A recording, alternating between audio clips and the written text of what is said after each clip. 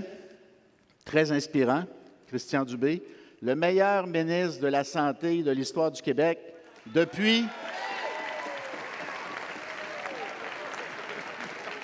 Mauvaise idée, il fallait attendre la fin de la phrase. Meilleur ministre de la Santé de l'histoire du Québec depuis François Legault.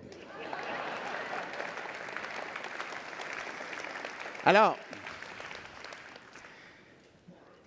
11 minutes 30 secondes pour résumer, dans le fond, ce qu'on fait en éducation. S'il y a un mot, si jamais on vous demande, là, ça se résume à quoi, là, ce qu'on essaie de réaliser en éducation? Il y a un mot, je pense, qui résume tout, c'est le mot redressement. On a hérité d'un système d'éducation en très mauvais état à cause du sous-financement des libéraux et des compressions des libéraux. Et depuis ce temps-là, on injecte budget après budget 1 milliard de plus en moyenne par année, par budget en éducation. C'est phénoménal ce que l'on fait, ce que l'on investit comme ressources. Alors, quand on dit l'éducation, c'est la priorité numéro 1, ce n'est pas juste des mots, c'est vrai. C'est vrai notamment par les investissements que l'on fait. Alors, ça se traduit comment, cette priorité éducation? Moi, je pense que la meilleure façon de vous le résumer, c'est de vous parler des 8 priorités qu'on s'est données.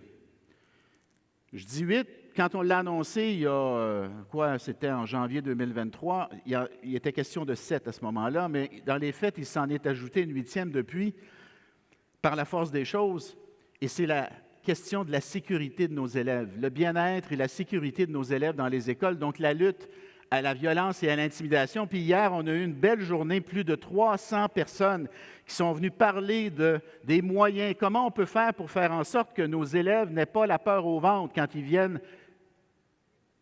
à l'école le matin. Ça a été, je vous le dis, un beau succès, un grand succès, puis on doit s'en féliciter. C'est par des moments comme ceux-là qu'on améliore le système pour nos enfants, qu'on améliore l'école pour nos enfants. Alors, la priorité d'un ministre de l'Éducation, c'est la réussite des élèves.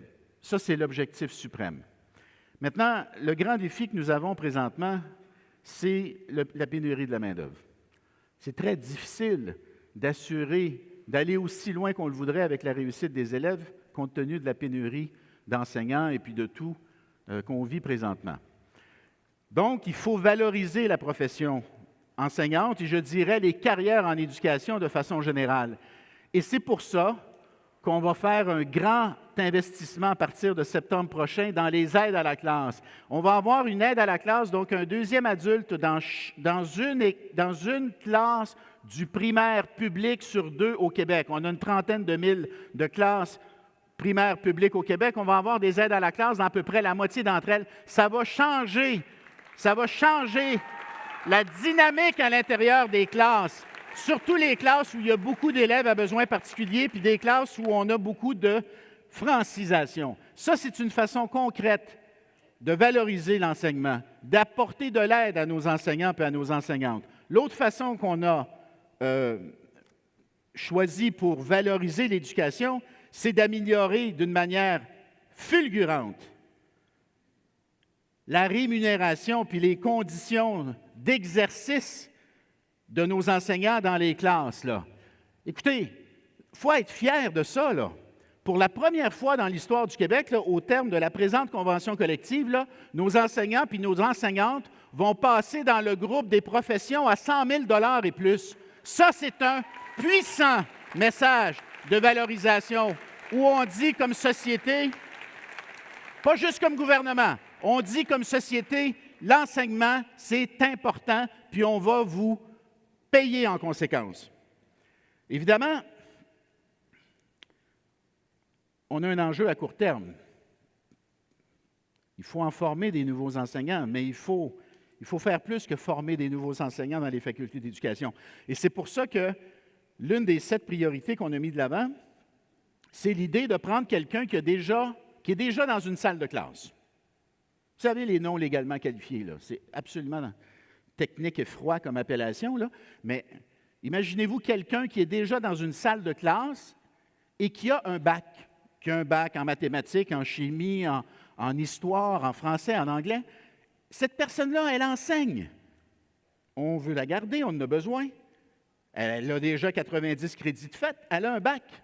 Et nous, ce que l'on a demandé aux universités, puis ça fonctionne assez bien, mais il faut mettre de la pression parce qu'il y a de la résistance, on a dit aux universités, offrez à ces personnes-là qui sont déjà dans nos classes un 30 crédits pour aller chercher une bonne formation de base en pédagogie. Donc, 90 crédits que tu as déjà, plus un 30 crédits. Si ça va bien après, là, le cours, là, tu vas être encadré, tu vas avoir une espèce de stage, bien, on va te donner un brevet d'enseignant. Puis tu vas être évidemment rémunéré en conséquence. Ça, c'est un moyen concret, pragmatique, d'amener plus d'enseignants et d'enseignantes légalement qualifiés dans notre système, puis encourager d'autres personnes qui nous écoutent, puis je le fais de plus en plus dans les entrevues que je donne et tout ça. Quelqu'un qui s'interroge sur sa carrière, fin trentaine, début quarantaine, je veux changer de vie, j'ai déjà un bac, peut-être que l'enseignement, c'est pour moi, je me porte volontaire, je deviens suppléant, mettons, suppléante, j'aime ça. Bien, au bout de 2 ans, le centre de service scolaire peut te parrainer pour aller chercher ton 30 crédits, parce que tu as déjà un bac, je le répète, et tu vas de cette manière-là aller chercher ton brevet, devenir enseignant, enseignante. C'est par des moyens comme ça qu'on va réussir à surmonter la pénurie. Il ne faut pas lâcher, même s'il y a de la résistance, il faut continuer. Revenons à nos élèves. Alors, réussite éducative, réussite scolaire, c'est la priorité. Donc, il faut les aider à aimer l'école par plus de projets particuliers. Ça, c'est une priorité. Il faut les aider avec le français. On a de grands défis au niveau du français. Alors, on a décidé comme gouvernement 300 $ de livres neufs par classe du primaire public au début de chaque année. Dans chaque classe du primaire, des livres neufs. Pourquoi? Parce que la lecture, c'est le premier déterminant de la réussite scolaire, pas juste en français, dans toutes les matières. Alors, encouragez la lecture. Vous avez vu la campagne de promotion qu'on a lancée, qui encourage les parents à lire à leurs enfants. Ensuite de ça, on a demandé une révision du programme de français pour l'adapter, le moderniser. Il n'a pas été modernisé depuis une vingtaine d'années.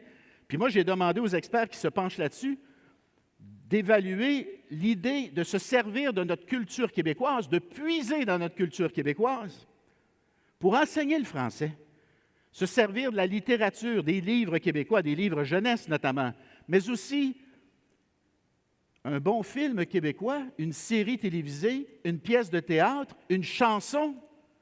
Prendre un texte là, d'une chanson de Jean-Pierre Ferland puis s'en servir pour enseigner le français, on fait d'une pierre deux coups. Hein?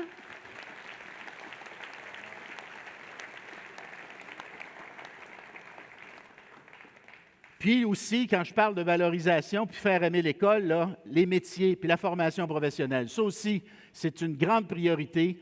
Un diplôme, c'est un diplôme. Puis il faut le dire et le redire. Étudier pour devenir, peu importe, plombier, électricien, travailleur de la construction, tu vas aller au bout de ton potentiel. Tu vas aimer ça.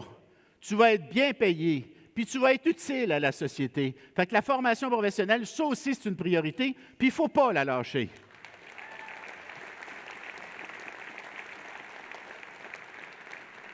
Alors, dans les autres priorités, l'efficacité. Hein, on a fait un grand changement là, dans la manière de faire fonctionner nos centres de services scolaires, beaucoup plus de cohésion, de cohérence. Tu vas avoir des orientations claires qui vont venir du gouvernement, puis après ça, tout le monde va travailler ensemble, tu sais, pour qu'on ait une cohérence dans l'action. Quand on vit les défis qu'on vit présentement en éducation, on ne peut pas se permettre de s'éparpiller à gauche et à droite. Alors, il faut qu'il y ait des orientations claires, une direction claire, puis après ça, tout le monde travaille ensemble. Et c'est ça que la réforme de la gouvernance des centres de services scolaires va nous permettre de faire. Oui, on va les nommer, on va les évaluer, il y aura des ententes d'imputabilité. Puis je vous le dis, jusqu'à maintenant, moi, je suis plutôt impressionné par la qualité de nos gestionnaires. Alors, on va travailler tout le monde ensemble pour livrer des résultats. Puis, la dernière priorité, évidemment, c'est celle de nos belles écoles, dont le premier ministre a fait une priorité.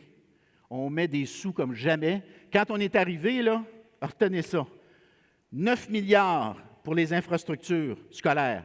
Les libéraux, 9 milliards. On est rendu à presque 23 milliards en 5 ans.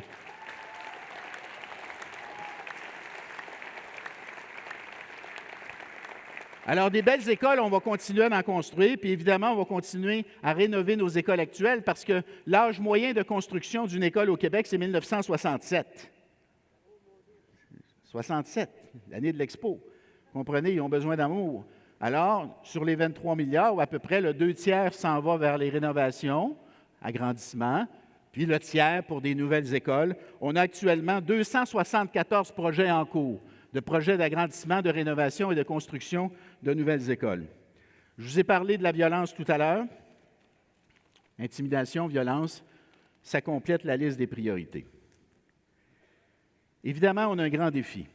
Il faut livrer des résultats pour 2026. Puis on va en livrer des résultats. Mais on pourrait en livrer plus si on ne faisait pas face au grand défi d'une immigration qui est devenue hors de contrôle sous Justin Trudeau.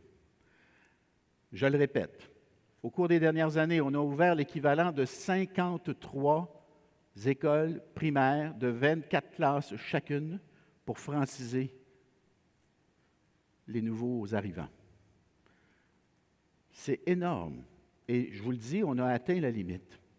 Donc, il est grand temps, quand M. Legault, quand Christine, notre ministre de l'Immigration, dit au gouvernement fédéral, vous devez reprendre les choses en main, vous devez diminuer l'immigration et vous devez surtout la répartir beaucoup plus équitablement à travers le territoire canadien. Je vous le dis, pour moi, ministre de l'Éducation, ça devient primordial. Si on ne fait pas ça, on va avoir de plus en plus de difficultés à donner des services à nos enfants ici au Québec. Alors, c'est très important ce combat-là que nous menons là, comme gouvernement. Mais je veux finir sur une note positive. Malgré tous les grands défis, il se passe des choses extraordinaires, du beau et du bon dans chaque école du Québec à tous les jours. Il se fait des petits miracles, il ne faut jamais l'oublier. Les fondations de notre système scolaire sont saines. Les élèves québécois sont arrivés 7e au monde au concours PISA. 90 pays et régions, 7e au monde en mathématiques, 11e au monde en sciences, 12e au monde en lecture. On est bon. Il faut juste devenir meilleur encore. Merci tout le monde.